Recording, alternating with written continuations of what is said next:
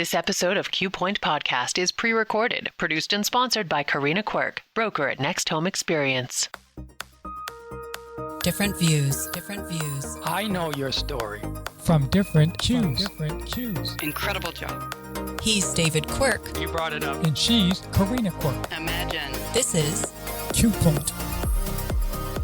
Thank you for joining us for part 2 with Maine Attorney General Aaron Frey. I think we also touched upon this the last time, but since you brought it up, what do you say to citizens that are concerned that too much focus is on these federal cases, and is that pulling away from issues here at home? Not yet. As much as there's a lot of attention on the way in which my office is joining with other offices to hold the Trump administration accountable, that hasn't changed us going after chemical manufacturers for PFAS, for PCBs. It hasn't changed us from going after our concern about big oil. It hasn't stopped us from going after Meta for concerns about the privacy rights that they might be violating of children who are on the internet and what they might be doing. Hasn't stopped us from going after Amazon for anti-competitive behavior. It hasn't stopped us from helping consumers who call in with different concerns that they have about a product or business that they received or that they're working with to help mediate that. It's not stopping us from providing some of the best legal advice in the state to agencies, to the legislature, to the governor's office. So we continue to do all of the work that I believe the Maine people need the Attorney General's office doing. It does mean longer days, longer nights, work on the weekends. There's a tremendously talented apolitical team of some of the most talented attorneys in the state of Maine who are doing really important work, working with attorneys from other states to do this as well. As we stand here right now, there is no work that is not being done because of the work that my office is doing to hold the Trump administration accountable with respect to how it relates to Maine. I would also add to these critics that I did a back-of-the-envelope tally. This was about a month ago, so the number has changed. But I was looking at programs that we were trying to protect through our litigation with the federal government. It was about $186 million of grants, programming, that if Maine did not file suit, we would lose. Not because we were supposed to by law, but because we didn't stand up and say, no, Congress said that this money is supposed to flow into Maine. You can't just redirect it because you're the President of the United States, right? You need to go to Congress to get Congress to change its mind. And until Congress does, that money needs to flow into Maine. I think if folks had heard that I didn't join suit to protect $186 million coming into the state of Maine, they'd wonder where my head was at. I'm not asking for anything here that is special. I'm not asking for something that is a Democratic thing or an anti-Republican thing. Congress directed certain things to happen. The Constitution requires certain things to happen. The rule of law requires certain things to happen. And if you don't want $186 million coming to Maine, go to Congress and get Congress to change its mind. Until it does, it's my job as the state's chief legal officer to make sure that the state's legal interests are looked after. So to the critics that think maybe my time could be spent well someplace else, there's a lot of folks all over Maine who really need to make sure that the rule of law is followed and that the programming that's been promised to the state of Maine continues to happen. So that's what I hope people, when they look at all of this, will appreciate is what's motivating me. So speaking of PFAS, where do we stand on that? That's important because of the way in which our relationship with PFAS here in the state of Maine has really affected so many individuals, businesses across the state. So as I think folks know, PFAS, it's an acronym. I don't know that I can say what it scientifically stands for. It's a manufactured chemical that for decades was used in a range of household and industrial products like nonstick cookware, stain guard on your couch. There's certain uses in industrial processes that PFAS chemicals are used. The thing is that these chemicals, they're called forever chemicals. We've probably heard that term for these chemicals as well because they don't break down. They persist. And not only do they persist, but once they get into soil, they start to move through the environment, through the water and the water table, the way they spread out. Fish, animals, vegetables, they then get into not only the flora and fauna, but once people also have exposure to them, and it's not just by water, they might drink the water that has PFAS chemicals that have worked into it, but they might also have food if they take a deer out in the woods that has PFAS contamination there, and they take that in, it bioaccumulates. It begins to build up in human systems as well. Over time, the buildup of these forever chemicals in the environment and in human systems, it can have serious health consequences, different illnesses and sicknesses that come from PFAS. So it's a really bad chemical. And as folks will probably remember, over the last handful of years, it's really come to a head about how serious the PFAS contamination may be in Maine because we had a number of farmers whose land became unusable because it was so contaminated by PFAS. What used to happen is before certain agencies knew what PFAS did, PFAS would end up in sludge, and so farmers would be encouraged to take municipal sludge and spread it on their land as like a fertilizer. That was great for fertilization, but it also carried, because PFAS, the way in which it leaches into the system, it's also working its way through, same as if you drink PFAS in water, some of it stays in your body, some of it gets into water, it doesn't break down, so it ends up in the sludge that comes out at the end. So it's just sort of going around. These farmers were using sludge, and that ended up contaminating their land, so they can't grow anymore. Animals that they may have been raising, like if they had cattle or cows that they would milk, the milk had PFAS in it now, so they couldn't use their cows for that purpose anymore. So that led to some farmers having to dispatch their farm animals. We saw it in very specific parts of the state, but what it also suggested to us is the state of Maine did not have a full accounting for just how significant the consequence might be. We were seeing it with farms because there was testing that was going on, and once PFAS started being tested for, when I say we, I'm talking about the state. And as a population, we started to better understand how these forever chemicals were moving through the system. It got to a point where we knew that there was a big problem. It was going to cost a lot to remediate. But let me add why my office ended up getting involved. While we knew all this, what we have learned is that the manufacturers of these chemicals have known for decades that their product was dangerous to humans. They had the science that these PFAS chemicals were dangerous, that if allowed to collect up in a person's system would cause health consequences, but they didn't tell anybody. They had the science. They knew that it was a problem. They didn't tell anybody. Instead, what they did is they just juiced their marketing to say, hey, look, don't you want the nonstick cookware? Don't you want the stain-proof couch? Don't you want this to be easier in your industrial process? Nothing to worry about. And so the reason my office got involved is because we have this problem with PFAS. We are going to have to test and find out how significant it is. Then we're going to have to clean it up. And the companies that profited big time off of hiding that this was a product that caused problems, juicing their profits by overselling it to make sure that they can make money off it, shouldn't they be paying for what it is that they put out there, knowing they were putting out there, but not telling people they were? So consumers, citizens here in Maine, businesses here in Maine, they didn't have the ability to make an informed decision about whether or not to buy that nonstick cookware pan or whether or not to use PFAS-laden chemicals in their industrial processes because they were being told by the companies that there's no problem with. But the companies knew that there was. So Maine has sued. We actually have two suits. One is for 3M and for DuPont. Those are the two main companies. One is for what's called non-AFFF. AFFF is like a firefighting foam. And here in Bangor at the airport, there's probably a big issue with firefighting because firefighting foam, it was one of the ways in which it was most effective is because of PFAS chemicals that were in the firefighting foam. We have one case against 3M, DuPont, and some subsidiaries that is focused on the non-firefighting foam, and a second case that is focused on firefighting foam. And there's a legal reason for that. With a firefighting foam, that brings in whether or not the federal government's involved, whether or not it should be a federal case. So we understand that with respect to firefighting foam, that we're going to have to deal with that down in South Carolina. There's a multi-jurisdictional case that's going on down in South Carolina. That case that Maine brought involving firefighting foam, PFAS chemicals, that's down in South Carolina. We wanted Mainers to be able to consider the liability under Maine law of the non-firefighting foam, that use of PFAS chemicals that did not involve the federal government, that did not involve a federal facility, that didn't potentially involve some federal law. We wanted Mainers to be able to decide if it was appropriate what 3M and DuPont and these subsidiary corporations did, which is why we have the two cases that address this behavior. So like any other court case, it's taking time to litigate. It's obviously going to be important that we get this right. So one of the cases we have here in the state of Maine where we want to litigate it here in the state, 3M and DuPont are trying to get it put in federal court. And so we're fighting over what court it should be in.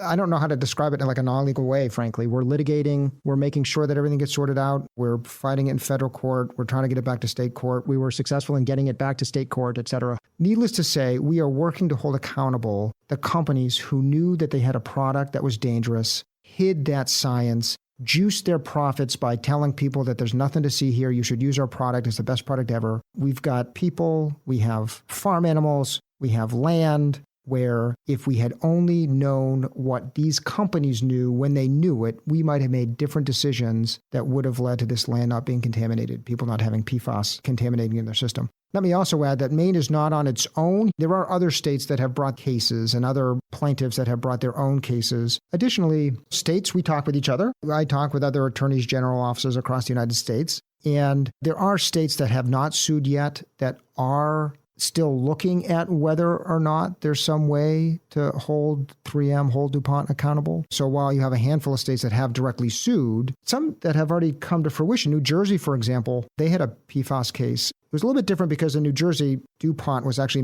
or maybe it was 3M, was actually manufacturing PFAS chemicals right in the state. So you can just imagine what that was offloading into the environment. I think maybe West Virginia had a case as well that they sort of settled, but that was manufacturing related. We don't have any manufacturing that's occurring here in the state of Maine. So it's a little bit different, but this was a really long way to get to. Whether or not states have filed suit, that doesn't mean that there isn't a very broad look across the United States at the behavior of 3M and DuPont and subsidiary companies over how they treated what they knew to be dangerous, how they treated that information, and they should have shared it. An example, by the way, of where we've seen this before, tobacco. With tobacco, hopefully everybody at this point knows that there was a big multi-state case that occurred back in the 1990s in which tobacco companies, they knew that their product was dangerous, they knew that it was addictive, and they hid that science. When state attorneys general, and the federal government, by the way, the federal government was also involved in that case. When brought suit, there was a major judgment against the tobacco companies because, they were hiding the science. They were trying to increase their profits by getting people addicted to cigarettes, were misrepresenting in a material way what they were doing. This is the same thing that we see here. So when people think about what we're doing with PFAS, think about what we had to do with tobacco because it's really the same thing. A company creating a product wants to juice their profits, knows that what they're doing is harmful and is depriving the public of information that it should have to make more informed decisions about whether or not to use that product. So what would be the end goal? We want to make sure that it's clear that if you act in the way that we believe 3M, DuPont, these subsidiaries acted, that we will hold you accountable.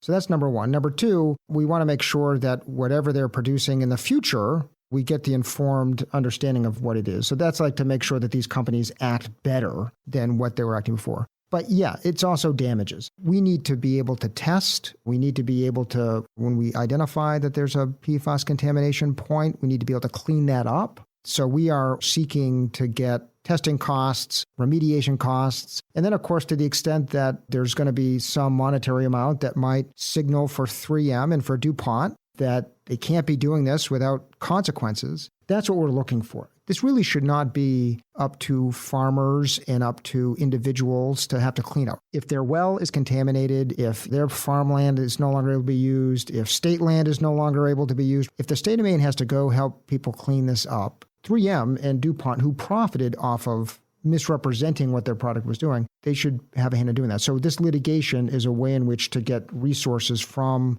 3M and DuPont to help clean up the mess that, frankly, might not be there if they had just been honest about what their product was doing. Instead of taxpayers paying for it. That's right. Because right now, while we are litigating, the harm is still there. So there's water that has PFAS in it that needs to be filtered out. There's land that has PFAS where PFAS contamination has been identified that has to be cleaned up now. The state of Maine is directing money to helping address these wells, helping address land, helping to address this PFAS contamination. So the money is going out today. It should not be taxpayer money doing it. It really should be those that profited off of their misrepresentation helping clean up the mess that if they'd only been honest about their product, the mess might not be there. You are listening to Q Point Podcast. I'm Karina Quirk, co-hosting with my husband, David Quirk, and we are having a discussion with Maine Attorney General Aaron Frey. So the last time you were here, we talked about deed fraud. Can you give us an update? There's a commission that was set up by the legislature to be working during what we call the off session between the first and the second sessions. We have 4 meetings scheduled. One took place about 3 weeks ago. We have another this coming Monday. It's deed fraud in particular, as you might remember. This is looking at the way in which those who should not be having access to title and land are getting access. It might be through a scam. The stories that we've read about something taking place there in York County is you had the guy who this for sale sign keeps popping up on his land, even though he's not selling it. But some scammer has convinced an agency that they own the land and that they want to sell it. And they're trying to then convert that deed into somebody else's name. You have that, but you also have somebody who may depend upon care by somebody else, or somebody who may have somebody taking care of them who is trying to get them to sign off on their property because of pressure they're experiencing or because of some sort of undue influence. That's another form of deed fraud. So really what this commission is going to be assessing is the extent to which title to property is being interfered with by scammers or by those who are exercising some inappropriate influence over somebody else. And so there's some great representatives from different industries. There's realtors, there's an attorney for elder legal issues, there's a register of deeds. My office is on it, and I'm sitting on it. There's some members of the legislature who are on it. I know I'm forgetting a couple of folks. I know there's somebody from the Maine State Computer Crimes. But anyway, the idea is over these 4 meetings to get a full sense as to what the risk is, what Maine is exposed to, and then maybe make some recommendations about how to ensure the extent to which there are some ways in which Maine can better protect against the threat of deed fraud, that maybe Maine can pass some law or even provide education to the public about what they should be aware of and what they should be careful of. That's really what this commission, I think, is looking at. And it was a great first meeting. It took the full day, and it was a really good discussion, and I'm expecting the same for the next 3. When is the report due? It is by statute due in early December. I think the likelihood is you'll see a final report somewhere in December to be taken up by the legislature for consideration in January, because the legislature comes back in January. That's when you're going to start having these reports considered. So sometime in December. I think December 4th or 5th is when it's supposed to be done by, but realistically, just given my experience with how these reports have been done in the past, it'll be sometime in December, ready for January. Speaking of fraud, I noticed a lot of cell phone calls now coming through with different kind of fraud. Somebody's out of the state and broken down and need money, and you must get a lot of calls on phone calls. We sure do. So on a monthly basis, we'll keep track of what kinds of complaints we're getting. And one of the top complaints is scam calls. And there's nothing new about the idea of these scams. It's somebody wants something that somebody else has, and they are using technology, they are using persuasion, they are using threats to try to get the person who has that thing to give it over to them. So yeah, we've had the grandparent scams where somebody saying that they're the grandchild has been in a car accident, has been arrested. You need to bail me out, send me the Applebee's gift card to get me out of jail. Or you have somebody purporting to be from the IRS, or there were some texts recently suggesting that the Secretary of State, it was like a scam that was suggesting the Secretary of State needed this person to send in personal information, or else their license was going to be suspended, or they had some fine they had to pay, which was a scam. And I'm glad the Secretary of State got right out there and told the public, no, that's a scam. These government imposter type things, we see them regularly. And something that has gotten some attention recently, it does need some more attention, so I appreciate the opportunity to bring it up, is the way scammers are getting that money. So I made the joke about the Applebee's gift card, but it's not funny because that's the way scammers have been able to get folks to send money that then gets harder to trace. Used to be Western Union was a way scammers would get people to go and send money to complete the scam. Now we're seeing an increased use of cryptocurrency kiosks. These are kiosks that you might see at a store or some other public location where you can put money into a machine and it converts it into some type of cryptocurrency. What we're getting some reports in on is, let's say it's like a romance scam where somebody meets somebody online and the person that they meet online says, hey, I'm going to come visit you, but I just got in a car accident. I need to pay off some medical bills before I can afford the plane ticket to fly. Oh, well, let me send you some money. And okay, well, can you send it into my Bitcoin wallet or into my cryptocurrency wallet? We've seen scams like that. We've seen where somebody's convinced that they need to pay off their taxes or pay some government levy through cryptocurrency. So we're seeing that more and more. Again, this is just an example of where, as technology develops, it makes it better for people to put money in their crypto wallet or to buy cryptocurrency. That's great that the technology allows people to do that if they want. Scammers know how to use technology when they manipulate people so that they can then make that technology be a bad thing for the person that they're convincing. I offer that out there, that pay attention to that. You should always be wary if you're getting phone calls that you don't expect. If you call the government right now, they're not going to pick up. Do you think that the government's really going to call you to tell you that they're going to send a law enforcement officer to your door to arrest you? I got to tell you, I've been a defense attorney. I've been the state's attorney general for a little while. I can tell you that law enforcement has never called somebody to say, hey, stay where you are. We are going to come arrest you unless you want to give us cryptocurrency. But what about cyber attacks, or like the hospitals or some other businesses that they're trying to shut down the computers until they get paid? Are you working on any of those? Not that comes immediately to mind, although whenever you have some sort of like data breach in which information may have been compromised, you are supposed to report that in to the Attorney General's office so that we have some record that the public can access to determine if they need to take some steps because their hospital or their grocery store or some business that they have some relationship with that has private information that they've stored. Again, technology is great. And in my office, I say my office, but it's the state of Maine that does this. We have regular cybersecurity programming that we're required to engage in to really just remind us, don't click on this attachment that you have no idea what it is. Don't send your password to some email address that doesn't quite look like an official address. If somebody's asking you for something and it doesn't look right, don't just be like, okay, because scammers continue to be successful at getting people to engage through emails that they send out, through texts that they send out, asking for personal information, asking for bank information, asking for passwords. Because they continue to be successful, it does compromise systems. So if I were to give my username and password, that could give somebody access to systems that I have access to. So you should just be concerned. Texting, email, sometimes if you're online, you might have a pop-up still that says your security has been compromised. Click on this link. You might think, who does that? Sometimes I will even think, who does that? But I'm reminded regularly that unfortunately people who are just trying to do the right thing do click on something, or they're just distracted, and at the end of the day, they just happen to click on something that they shouldn't, and that just starts this process where a scammer can have access to systems that they shouldn't have access to. It's still happening, but if there's some sort of data breach that somebody experiences, they are supposed to be reporting it into the AG's office. So again, there's transparency about the breach so that people can take steps to protect their identity. What's happening with the contractor licensing?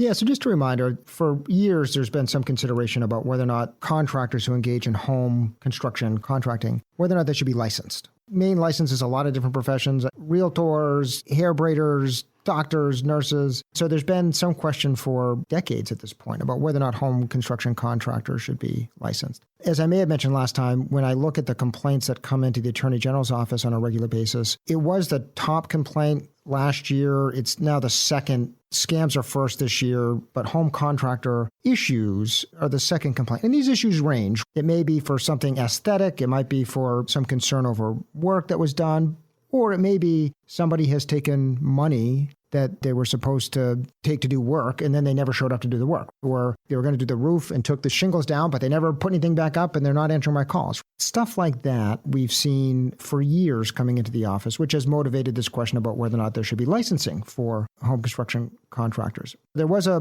piece of legislation. It did pass. It had some limitations, so it wasn't really focused on the people building the one-off deck or building a couple of decks for somebody.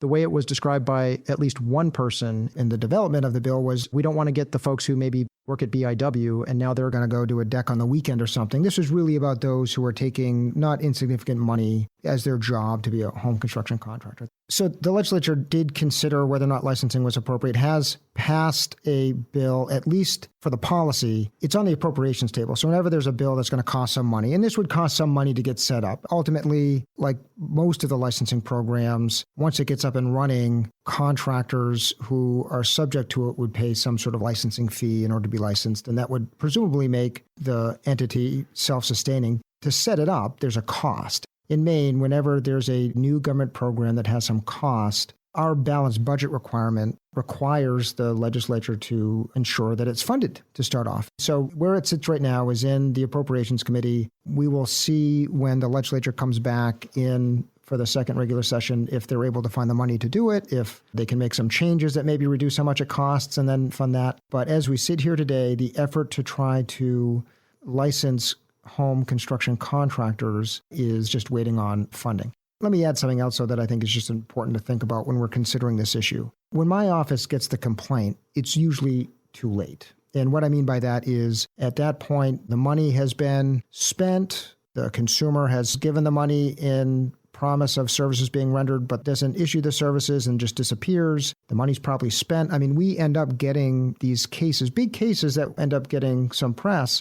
There's a case in Kennebec County recently that was a significant amount of money that a home contractor had taken but not provided any services on. we're not going to get that $2 million back from this. If we do, it's going to be because they win the lottery or because they figure out some honest way of doing work that allows them to make a lot of money. But this is a long way to get to. Once the money's out the door, it's awfully hard to get it back in. On the licensing side, there are laws in place that protect consumers already. There is a Home Construction Contract Act that limits how much a contractor can ask for up front, that requires certain terms to be in the contract, how long it's going to take and what kind of materials, and making sure the consumer knows what protections exist in law. But that law is no good if there's nothing to really back it up. And sure, consumers can go to court, just like my office could go to court to try to address it. But once that money gets out the door, you go to court, you get a judgment. That judgment is not worth anything if the person has no money to pay it back. That's why my office has supported, if it's going to be meaningful, the protections that are already on the books for consumers when it comes to home construction contractors. When it comes to the protection of those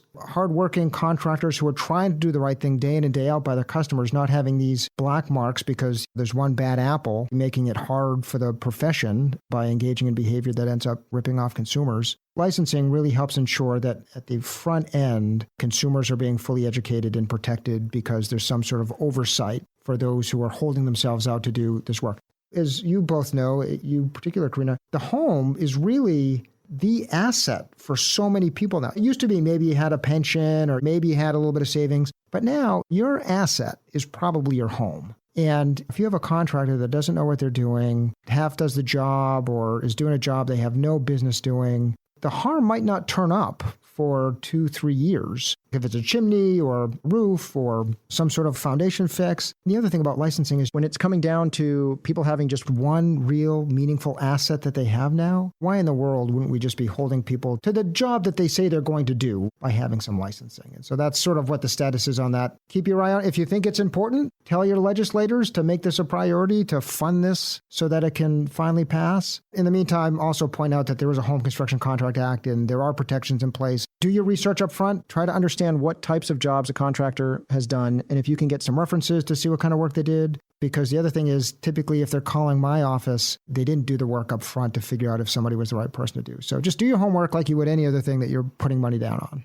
I believe you mentioned this in the beginning, but maybe clarify that this is not the part-timers that have full-time jobs. This isn't the firefighters and the lobster fishermen and those folks that are doing small jobs on the side. This is full-time contractors. There's going to be minimums. Yeah, it's like a financial threshold. So if you're just doing the one-off deck or the one-off paint job or fixing up somebody's counter, if you're just doing some light work that would constitute home construction contract type work, this wouldn't affect you. But if you're making a substantial amount of money on this, it really is focused on that. Well, before we let you go, can you give us an update on the illegal marijuana grows throughout the state? As you know, they've been decimating houses, and with the housing crisis. Yeah, these are homes that have been purchased usually by somebody from out of state to use to grow marijuana, not licensed. They're not growing it because they're going to sell it retail in the retail store. They're not growing it to sell it in a medicinal marijuana facility or medicinal marijuana. They're just finding a house, usually in some rural place, where they can just grow marijuana that is then taken someplace else. It's not just a Maine problem. It is. I mean, it's a Maine problem in that you have homes that are being bought up and then ruined by the conduct. You have what are typically out-of-state actors that are setting folks up to engage in this activity. You then have the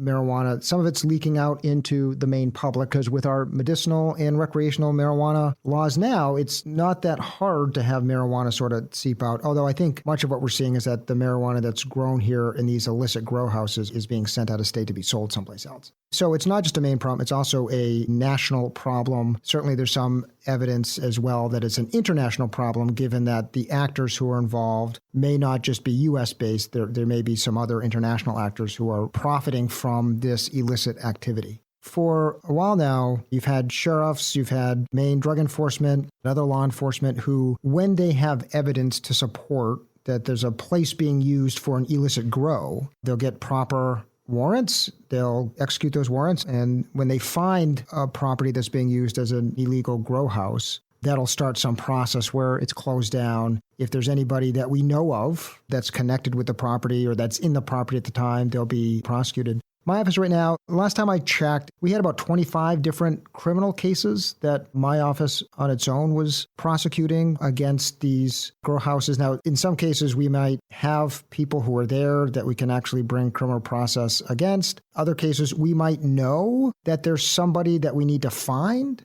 but haven't found them yet. But we did at least secure the property and have some legal process that ensures that that property doesn't then start back up as an illicit grow house. So this is a really long way to get to. You do have law enforcement who, when the evidence allows, and you've heard me say that twice now, let me confirm that because it's an illicit grow house, that doesn't change the Fourth Amendment. You still need evidence to go kick down a door. You do not want law enforcement just kicking down door after door after door in rural counties to find out if it's a grow house. Just like any other investigation, law enforcement needs to make sure that they've dotted all of their I's and crossed all their T's before they're going into a residence. They're doing a very good job at this. When the evidence supports that there may be an illicit grow house and they can get a judge to agree that a warrant's appropriate, we are seeing success. And we need to get to the bottom of this because it's certainly not good for the communities. It's not good for those who might be exposed to the marijuana that's being grown, because who knows what's going into this stuff when it's being grown. But also the idea that there are national and international actors who may be profiting off of this illicit activity.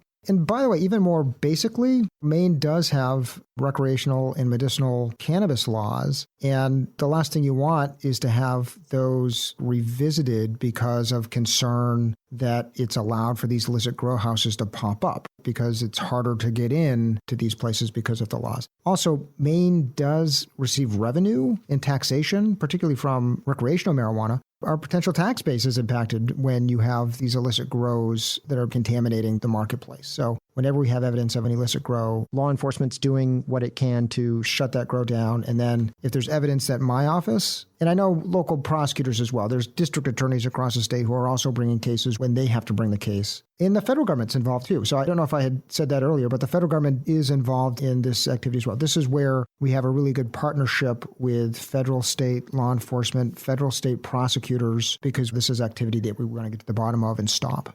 Maine Attorney General Aaron Frey, thank you so much for joining us again. It's been a pleasure. It's good to be with you both. Yes, Thanks. Thank you very much. You've been listening to Q Point. Follow us at qpointpodcast.com or on your favorite streaming app. This is where you can get the news from the people who make the news. Make sure to join us next time. We hope you tune in. Q Point Podcast invites guests and candidates from all parties to join the conversation. The views, information, opinions, and comments expressed during this program do not necessarily represent those of the host, Q Point Podcast, associates, affiliates, and CQRE LLC. Thanks for being a part of the conversation. Catch every episode at qpointpodcast.com or wherever you stream. Tune in and tell your friends.